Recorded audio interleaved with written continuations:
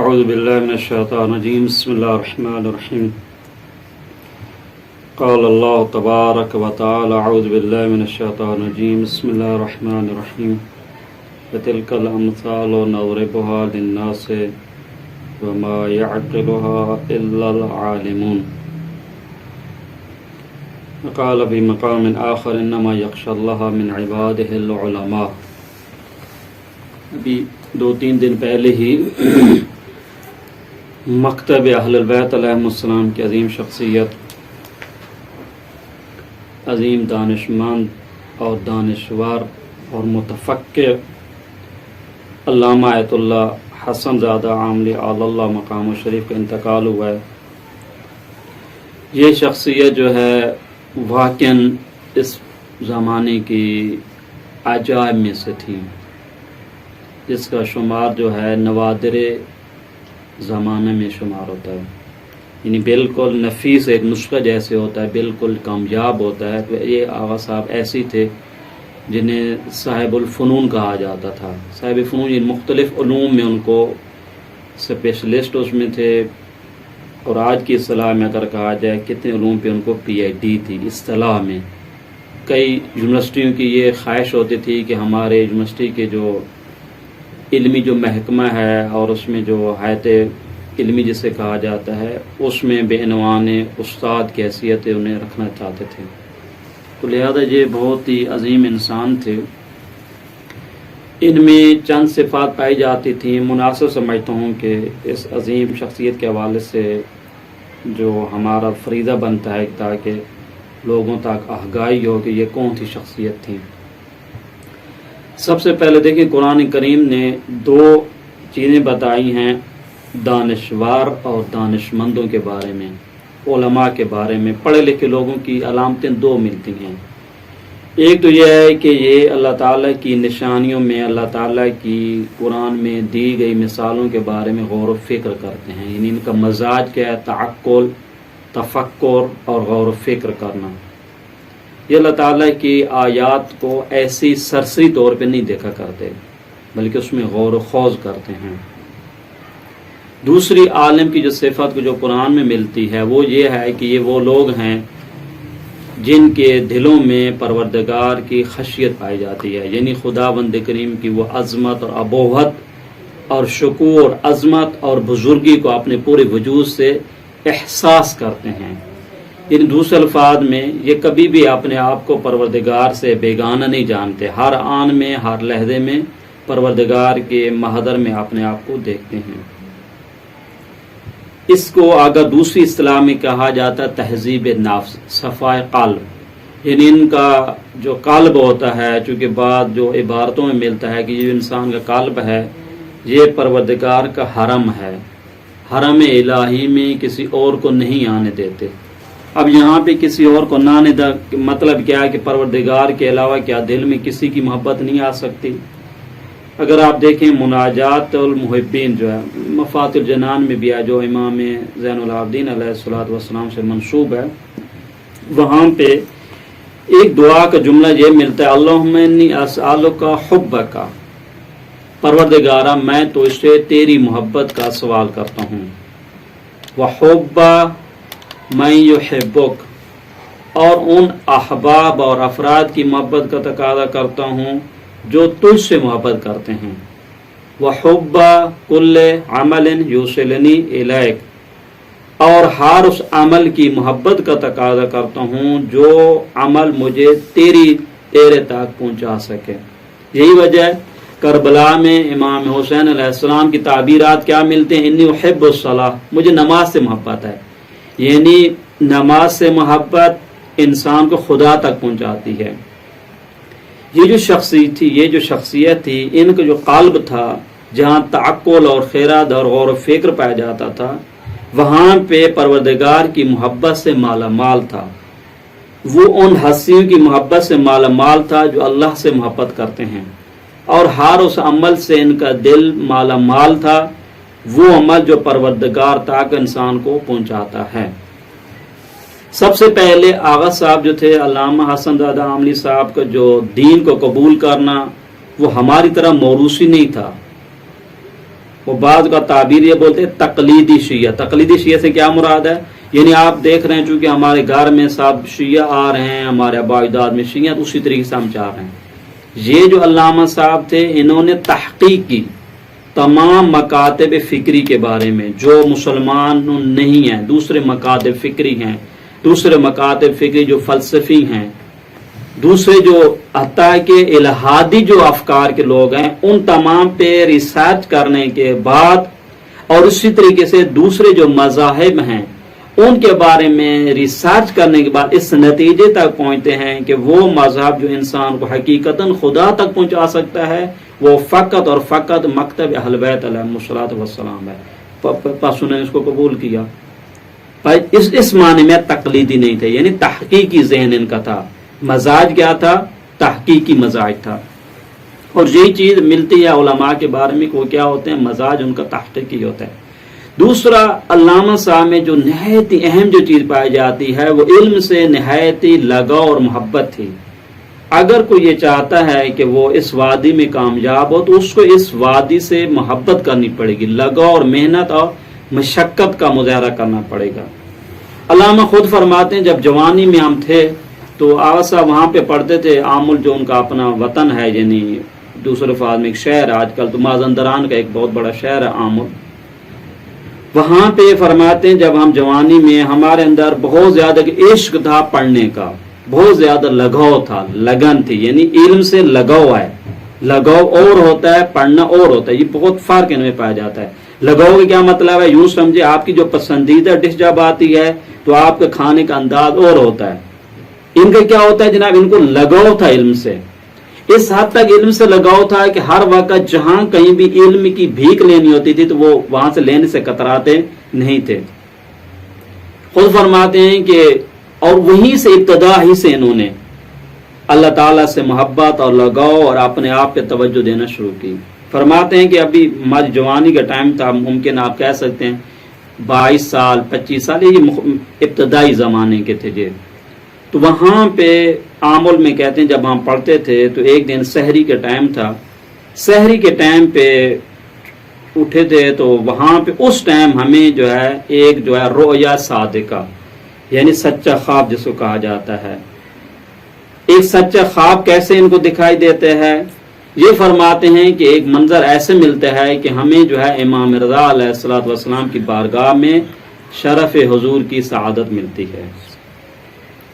لیکن قبل اس کے کہ ہم امام کی بارگاہ میں پہنچے تو ہم سے کہا جاتا ہے کہ فلاں مسجد ہے، اس مسجد میں آپ نماز پڑھیں 2 رکعت نماز حاجت کے، اور اس کے بعد جو آپ دعا مانگیں گے، حاجت مانگیں گے، وہ روا ہو جائے گی، حاجت روائی ہوگی. تو فرماتے ہیں جس مسجد کا ہمارے لیے انتخاب کیا گیا تھا وہ مسجد وہاں وہ تھی جو جس میں اللہ تعالیٰ کے حبیبوں میں سے ایک حبیب شخصیت، اللہ تعالیٰ کے پیاروں میں سے ایک پیارا انسان وہاں پہ مدفون تھا. اس کی قبر کے پاس آپ نے یہ نماز پڑھنی ہے. لہذا مسجدیں جو پہلے بنتی تھیں، بعض وقت کیا ہوتا تھا، پہلے ایک پاکیزہ انسان کی قبر ہوتی تھی، اسی کو مسجد میں پھر تبدیل کر دیتے تھے. اب یہاں پہ فرماتے ہیں جیسے ہی ہم اس قبر پہ نماز ہم نے پڑھی، نماز پڑھنے کے بعد چونکہ ہمارے یہاں بہت زیادہ لگاؤ علم کا تھا تو نماز پڑھنے کے بعد ہم نے کس دعا کا تقاضا کیا؟ علم کا کیا. بھئی یہ اہم فرصت ہے کہ آپ کے لیے ایک حاجت آپ سے کہا جاتا ہے آپ کی حاجت قبول ہوگی، لیکن ان کسی کا تقاضا کیا؟ کہتے ہیں علم ہمیں چاہیے. کہتے ہیں جیسے ہی ہم نے تقاضا کیا اس کے بعد ہم سے کیا کہا جاتا ہے کہ آپ امام رضا علیہ الصلوۃ والسلام کی خدمت میں حاضر ہوں. امام رضا علیہ السلام وہاں پہ تشریف فرماتے جی، کہتے ہیں کہ ہم چلتے ہیں امام رضا علیہ السلام کی خدمت اقدس میں، امام وہاں پہ تشریف فرما ہے. تو طے یہ تھا کہ ہماری حاجت قبول ہوگی. اب قبل اس کے کہ امام ہم سے یہ فرمائیں کہ دیکھو کیا چاہیے حسن زادہ کچھ بتائیے بھائی. کہتے ہیں قبل اس کے کہ امام فرمائے، خود امام نے وہاں پہ سمجھ چکے تھے کہ مجھے کس چیز کی چاہت ہے. اسی وقت امام رضا علیہ الصلوۃ والسلام جو ہے اپنے لعاب دہن کو، پاکیزہ لعاب کو اپنے ہونٹوں پہ لاتے ہیں. ہونٹوں پہ لانے کے بعد علامہ سے فرماتے ہیں نزدیک آئیے. علامہ فرماتے ہیں کہ امام تھوڑا سا جھکتے ہیں، ظاہر ہے چونکہ ہونٹوں پہ لعاب تھا، جھکتے ہیں. آپ علامہ سے فرماتے ہیں آئیے اس کو چوس لیجئے. تو علامہ فرماتے ہیں یہ لعاب جو تھا یہ در واقعی وہی آب کوثر ہے. جیسے میں اس کو نزدیک کیا جھکا اور اس کو میں جناب لطف اندوزی کے ساتھ میں چوسنے لگا، اسی وقت میرے ذہن میں یہ وہ واقعہ اور منظر آیا جو حدیث میں ملتا ہے کہ علی ابن ابی طالب علیہ الصلوۃ والسلام نے فرمایا تھا کہ ہم پیغمبر صلی اللہ علیہ وآلہ وسلم کی زبان عطار کو چوس کے وہ علم حاصل ہمیں ملا جس کے ہر باب سے 1000 دروازے کھلا کرتے تھے، کہ جس کو ہم نے چوسا۔ اس کو چوسنے کے بعد واضح سی چیز ہے، جب امام کے لعاب اطہر سے آپ کو چیز ملی ہے، آپ کے کوثر سے ملی ہے، تو آپ کی علم کی کیا کیفیت ہوگی۔ اور دوسری وہ چیز بتاتے ہیں کہ اسی وقت ہمیں طی الارض پریکٹیکل بتایا گیا کہ طی الارض کیسے محقق ہوتا ہے۔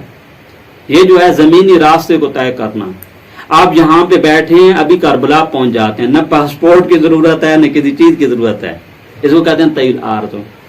یہ چیزیں کیسے ملی ہیں، دیکھیں غور کیا، یہ چیز ان کو کیسے ملتی ہے، ان کا علم سے لگاؤ تھا اور اپنے آپ کی طہارت اور تزکیہ جانب انہوں نے توجہ دی، امام کی بارگاہ میں پہنچ سکتے ہیں۔ پر علم کو جو ملا، علم کا ایک باب یہ ہے۔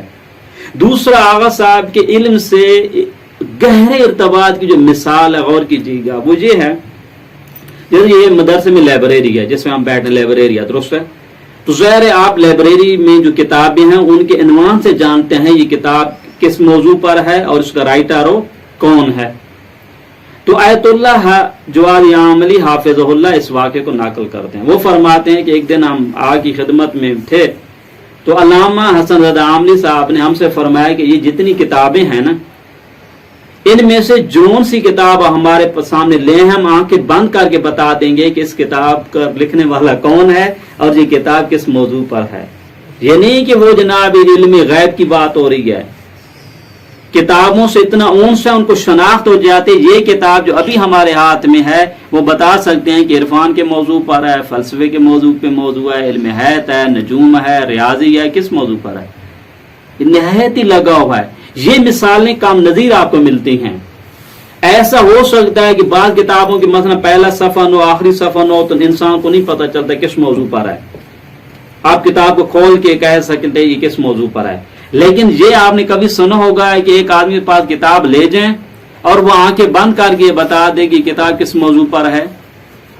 تو اس سے پتہ چلتا ہے کہ کتنا لگاؤ تھا اور کتنی محنت تھی۔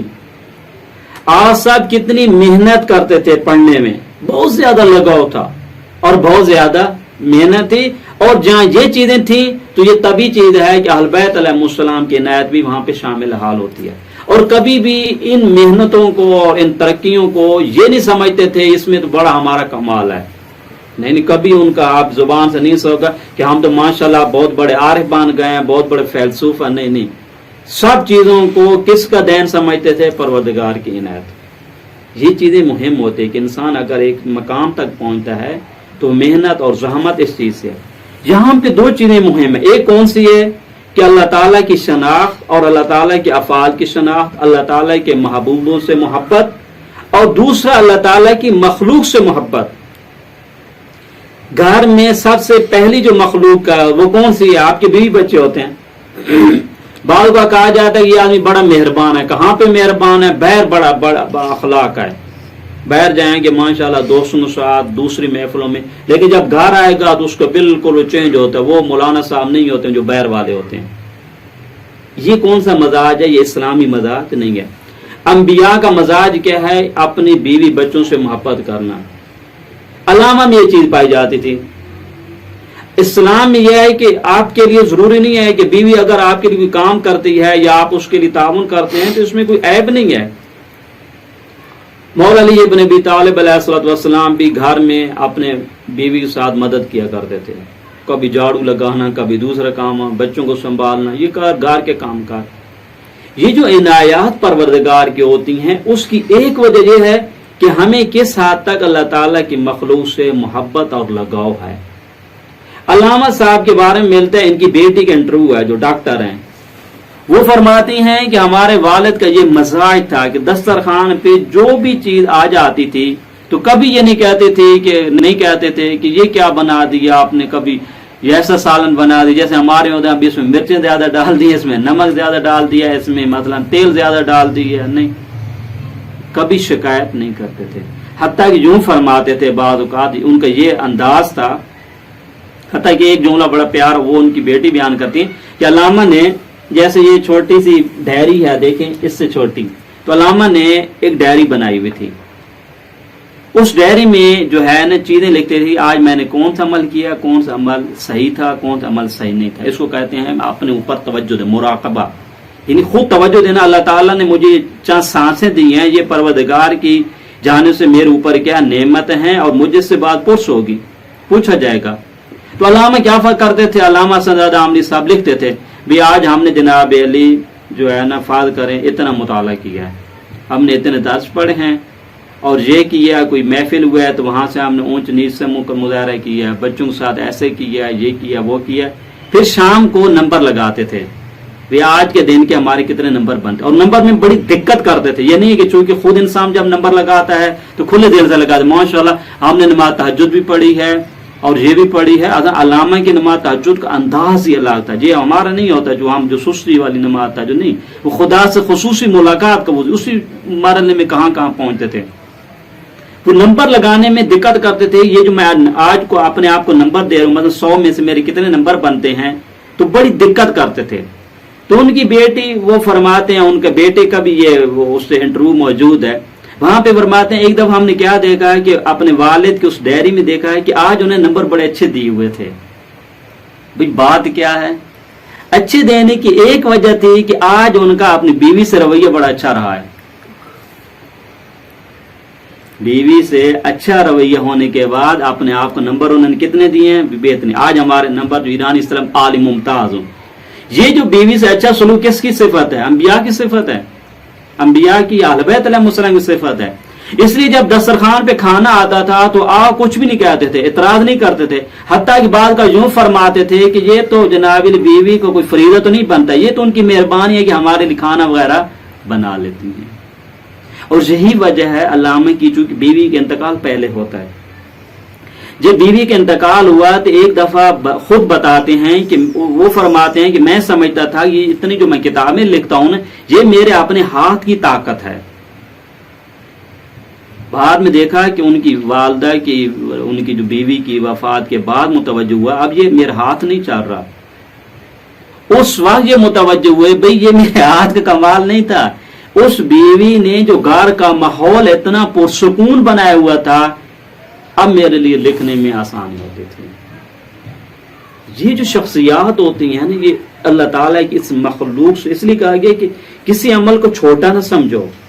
ہو سکتا ہے کہ آپ کا یہی عمل جو ہے پروردگار کو اتنا پسند آتا ہے کہ اس انسان کو اپنے ولی خدا کے خدا زیارت کرا کے عالم خاک کو اس علم کی بھیک جو مانگتا ہے اس کو مل جاتی ہے.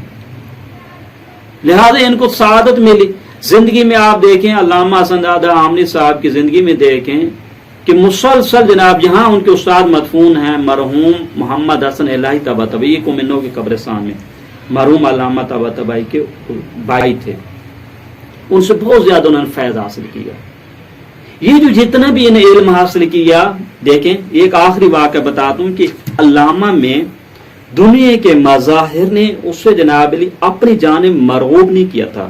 دنیا کے مظاہر کیا ہیں؟ یہ عہدہ، یہ خود آپ کا منصب. ابھی آپ ماشاءاللہ بہت پڑھ لے گئے تو اگر آپ کو کوئی علامہ نہ کہے، کوئی حجت الاسلام نہیں کہے، یا ہمارے ڈاکٹر صاحب کوئی ڈاکٹر نہ کہے، کسی کو آیت اللہ نہ کہے تو کہتے ہیں یہ کیا مطلب ہے؟ یہ سیدھا سے نام لے لیا جناب علی فلاں صاحب. ہمارے ہاں تو ماشاءاللہ کیا کیا القاب ہوتے ہیں. یہ جو القاب ہوتے ہیں یہ ان شخصیات کو نہیں ہو تو پتہ بھی آپ نے کیا کہا اور کیا نہیں کہا. نہ لوگوں کی جو ہوتی ہے ان کے نعرے لگانے سے اور ان کے جناب واہ واہ کرنے سے اور ان کے مدح ثنا کرنے سے یہ خوش ہوتے ہیں، اور نہ ہی لوگوں کی تنقیص کرنے سے یہ ناراض ہوتے ہیں. ان کا مزاج اصل کوئی الہی مزاج ہوتا ہے. علامہ میں یہ چیز پائی جاتی تھی. ایک دفعہ سفر کر رہے تھے تو جانے لگے، یہ ابھی کل ہی ہماری دوست نے یہ واقعہ جو مجھے بھیجا ہے، کل یہ پرسوں ہی دوست نے بھیجا واقعہ. تو تہران کے ایک بہت بڑے اچھے پی ایچ ڈی ڈاکٹر ہیں ریاضی کے، وہ خود اس واقعے کو نقل کر رہے ہیں. وہ فرماتے ہیں کہ ایئرپورٹ پہ ہم پہنچے، جہاز میں ہم بیٹھے تو وہاں پہ جب جیسی ایک کانفرنس تھی جناب علی، جب فرانس میں تھی یا انگلینڈ میں، ایک یورپین کنٹری میں تھی. موضوع کیا تھا کہ ریاضی موضوع تھا کہ ریاضی کے جو پیچیدہ مسائل ہیں ہر کوئی اپنے بیان کرے گا وہاں پر، اس کا رحال دیکھو لوگ کیا بیان کرتے ہیں. آج کل علمی محفل میں یہ ہوتا ہے جیسے جس کو کہتے ہیں علمی محفل تھی. موضوع کیا تھا جناب علی؟ ریاضی کا موضوع تھا. تو یہ پی ایچ ڈی جو ڈاکٹر ہیں یہ بتاتے ہیں کہ جیسے ہی ہم جہاد میں پہنچے تو ہم نے دیکھا ایک مولانا صاحب بیٹھے ہوئے ہیں ابا کبا اور امام لگائے ہوا ہے. تو میں نے کہا اس مولانا کا اس جہاز میں آنا کیسا ہے؟ اگر کسی مولانا کو جانا ہو تو مکے اور زیارت ادھر جانا چاہیے، ان کا اس جہاز میں ان کا آنا کیسے ہوا؟ تو یہ اس مولانا کے پاس جاتے ہیں تو یہ خود بتاتے ہیں کہ ہم نے اس سے کہا بھی مولانا صاحب لگتا ہے شاید آپ اشتباہ ادھر انٹر ہو گئے ہیں جہاز میں، یہ جو ہے وہاں پہ نہیں جائے گا، یہ تو امریکہ جائے گا، یہ کسی یورپی کنٹری میں جائے گا. تو علامہ پھر خاموش رہے، کچھ نہیں کہا.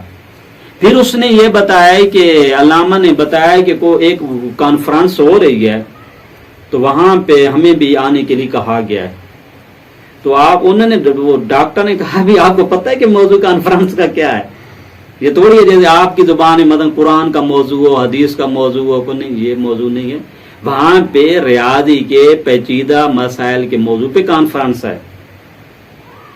تو آپ کا وہاں پہ کیسا ہو؟ اب یہاں پہ دیکھو علامہ کیا سے تعارف اپنا کراتے ہیں.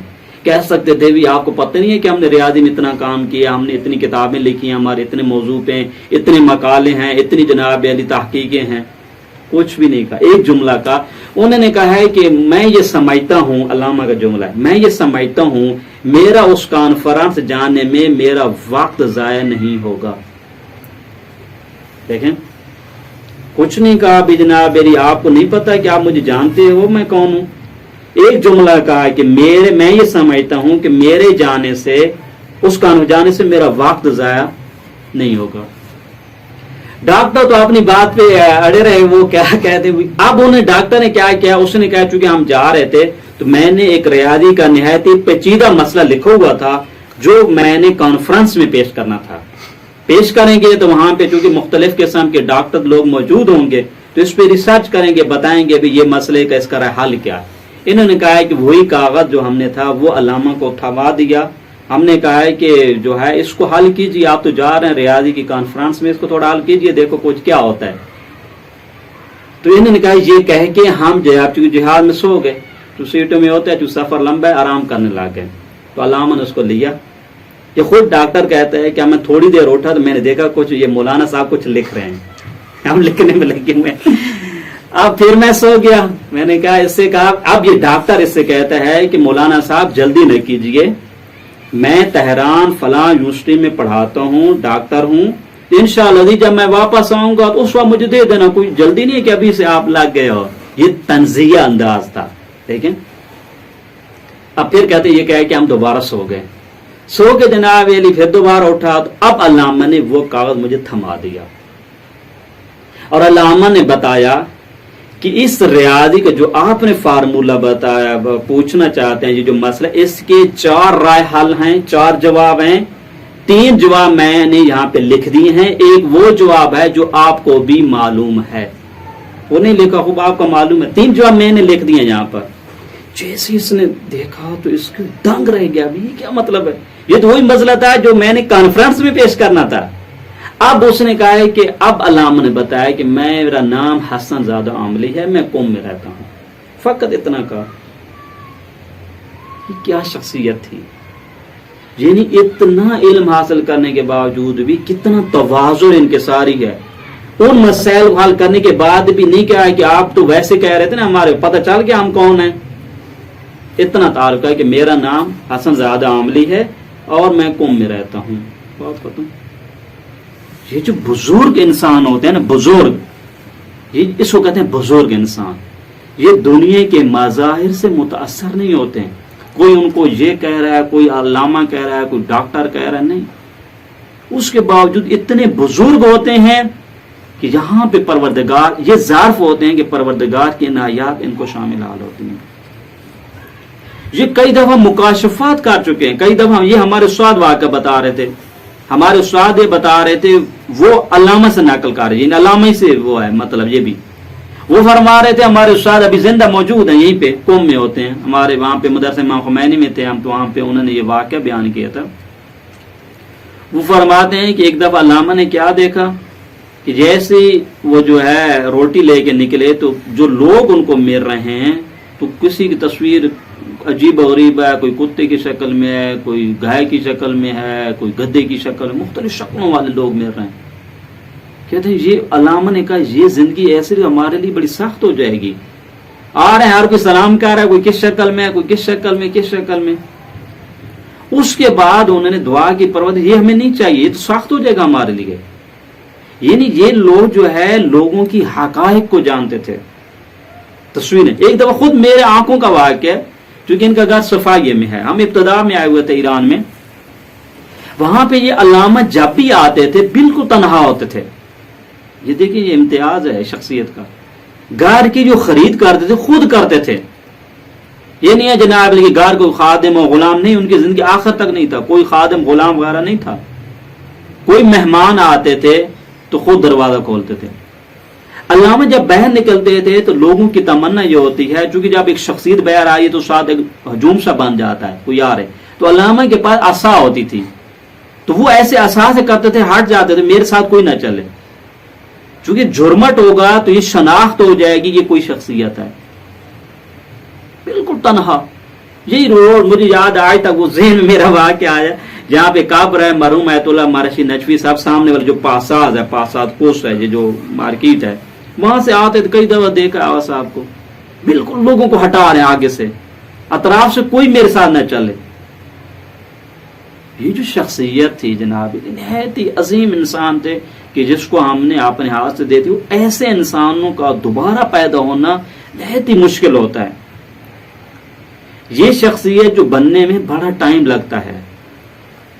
دیکھو آپ مجھے یہ بتائیں علامہ صاحب کی شخصیت میں وہ علم طب حکمت میں وہ علم طب سے کاملا مہارت رکھتے تھے. اس کے باوجود بھی موجودہ جو ڈاکٹری سسٹم ہے، مثلا آج کے کورونا کا زمانہ ہے، تو تمام تر احتیاطی تدابیر کا خیال رکھتے تھے.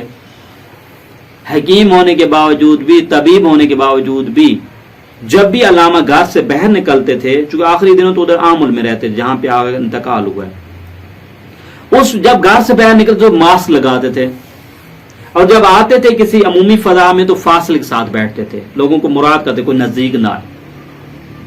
یعنی اوکلا کا جو نظام ہے اس کو وہ قبول کرتے تھے. خود صاحب عرفان ہونے کے باوجود بھی اوکلا کے سسٹم کا احترام کرنا. وہ یہ علم کی دنیا ہے. علم نے آج ثابت کیا بھی کورونا کی وجہ سے آپ کو احتیاطی تدابیر کا خیال رکھنا چاہیے. تو علامہ نے کہا ٹھیک ہے ہمیں بھی رکھنا چاہیے. ایک آخری نقطہ جو علامہ میں پایا جاتا تھا وہ انقلاب کے حوالے سے نہایت ہی عظیم جذبہ ان میں پایا جاتا تھا، اور خصوصاً رہبر معظم انقلاب کے بارے میں بہت زیادہ عشق پایا جاتا تھا. رہبر کے بارے میں کئی دفعہ فرماتے تھے، علامہ کا مشہور جملہ ریکارڈ آن دی ریکارڈ یہ آپ کو مل جائے گا علامہ کا، وہ یہ فرماتے تھے کہ آپ جو ہے رہبر کے زبانوں سے نکلنے والے الفاظ پہ کانوں کو رکھا کریں، توجہ رکھا کریں گے کہ رہبر کیا فرما رہے ہیں. کیوں؟ اس لیے کہ رہبر کے کان متوجہ ہیں امام زمانہ سے نکلنے والے کلمات کی جانب. یعنی اس کی توجہ کس کی جانب ہے؟ رہبر کی، امام زمانہ کی خوشنودی کس میں ہے. لہذا آپ یہ دیکھیں کہ رہبر کی خوشنودی کس میں، اس کو آپ سمجھیں. یہ کوئی معمولی شخصیت نہیں ہے، یہ وہ شخص ہے جو امام رضا کی خدمت میں پہنچ چکے ہیں. یہ وہ اتنے عظیم ملکات اور کمالات کے مالک انسان، وہ کیا ہے کہ انقلاب سے والہانہ محبت. لہذا یہ جو شخصیت ہوتی ہے اس میں بننے کے لیے دیکھیں چند چیزیں مہم ہیں. ایک تو اہم ترین میں خلاصہ بیان کر دیتا ہوں علامہ حسن زادہ آمنی صاحب کی شخصیت کے حوالے سے. باقی عرفان کا ایک الگ پہلو ہے جو ہماری وادی میں نہیں ہے، وہ ایک الگ ایک دنیا ہے کہ عرفان کے کون سے ان کے جو کمالات تھے، مراتب تھے. آگے بہت سارے چلہ نشین تھے، 3 مہینے کے روزے تو ان کے عادی تھے. بھئی رجب، شعبان، رمضان، یہ 3 یہ تو ایت اللہ جوادی آمنی صاحب فرماتے ہیں ان کی زندگی اسی میں گزری ہے. کتنے سالوں سے یہ 3 مہینے کے روزے باقاعدہ رکھتے تھے، رجب، شعبان، رمضان، 3 مہینے کے روزے. سحری کے ٹائم پہ عبادت کا انداز کتنے چلہ نشینی ان کے تھے. اعمال تھے، مخصوص اعمال. کبھی اذکار ان کی کتاب میں آپ پڑھیں 1001 نقطہ میں اور کتابوں میں وہ وہاں پہ لکھتے ہیں کہ آج اس عمل میں مصروف تھا تو میں کہاں پہ پہنچا، ہمیں ہمارے روح کو اوپر لے جانے لگا، وہاں پہ روک دیا. بہت سارے واقعات آپ کو، وہ تو ایک وادی ہے. اس وادی میں چونکہ ہمارا نہ اس میں موضوع میں کام ہے، نہ ہم فقط ہم الفاظوں کو جانتے ہیں. لیکن ظاہری چیز کیا ہے؟ وہ یہ ہے کہ علم سے لگاؤ، علم سے لگاؤ، اور علم سے لگاؤ کے بعد اس سے محبت اور محنت اور مشقت، پھر اہل بیت علیہ السلام سے توسل. یہ بہت زیادہ چیز ہوتی ہیں کہ انسان جو ان چیزوں کو ورزش کے علامہ ورزش کے بڑے قائل تھے. علامہ حسن زادہ عمر کتنی ہے ابھی؟ 93 سال کی عمر میں فوت ہونے والا، چلنے پھرنے والا آدمی ہے، یہ کوئی بستر پہ نہیں تھے. یہ تو آخری تقریباً 1 مہینہ 2 مہینے سے ان کو چونکہ شوگر بھی تھی اور ان کو پھیپھڑوں کی تکلیف بھی تھی اور کیا نام ہے دل کی تکلیف بھی تھی، اس کے بعد یہ ایسے مسائل تھے. وگرنہ تو علامہ چلنے پھرنے والے آدمی تھے. کوئی ایسے نہیں کہ وہ جناب علی بستر پہ لیٹ گئے ہوں، نہیں. یہ صحت مند ہے، ورزش باقاعدہ کرتے تھے. ان کے گھر والے بتاتے ہیں گھر میں جو ہے باقاعدہ چہل قدمی کرتے تھے باقاعدگی سے. یہ پیادہ روی جو ہوتی ہے، پیدل چلنا، اس کی بہت زیادہ فوائد ہیں. بس یہ کیا ہے؟ یہ ورزش کرنا، دل لگا کے پڑھنا، محنت کرنا، اپنے آپ سمجھنا، مظاہر دنیا سے متاثر نہ ہونا، یہ چیزیں انسان کو بلند و بالا کر دیتی ہیں. بس عالم کی صفت کیا ہے کہ وہ ہمیشہ یہ متوجہ ہوتا ہے کہ وہ پروردگار کی بارگاہ میں ہے ایک، اور اس کا نظریہ کیا ہوتا ہے؟ تعقل اور تفکر کو ہوتا ہے، یہ فلسفے کی دنیا میں. اور اگر عرفان کی دنیا میں یہی چیز جو سیکھنے کے بعد ان چیزوں کو عملی طور پہ وہ دیکھتے ہیں کہ یہ کیا حقائق ہیں. اس لیے علامہ کا نظریہ تھا کہ فلسفہ، عرفان اور دین میں ٹکراؤ نہیں ہے. کہتے ہیں ایک ہی چیز ہے ابھی، فقط ہماری سمجھ کا فرق ہے. لہذا ہمیں بھی خدا بند کریم سے دعا گو ہیں کہ اللہ تعالیٰ علامہ حسن زادہ عاملی اعلی اللہ مقاموں کے درجات بلند فرمائے، اور ہمیں بھی ایسے علماء کی سیرت پہ عمل کرنے کی توفیق عطا فرمائے، اور خدا بند کریم ایسے علماء کی کثرت فرمائے تاکہ مکتب اہل بیت علیہ السلام کا پرچم جو پرچم ہے بلند و بالا ہو، متعالی ہو. اور خدا بند کریم سے دعا گو ہیں کہ بحق امام زمانہ سلام اللہ علیہ ہمیں بھی اس مکتب کی خدمت کرنے، اس مکتب کو سمجھنے، اس پہ عمل کرنے، اس کی خدمت کرنے، اور آئندہ نسلوں تک اس مکتب کو منتقل کرنے کی توفیق عطا فرمائے. صلی اللہ علی محمد وآلہ الطیبین الطاہرین.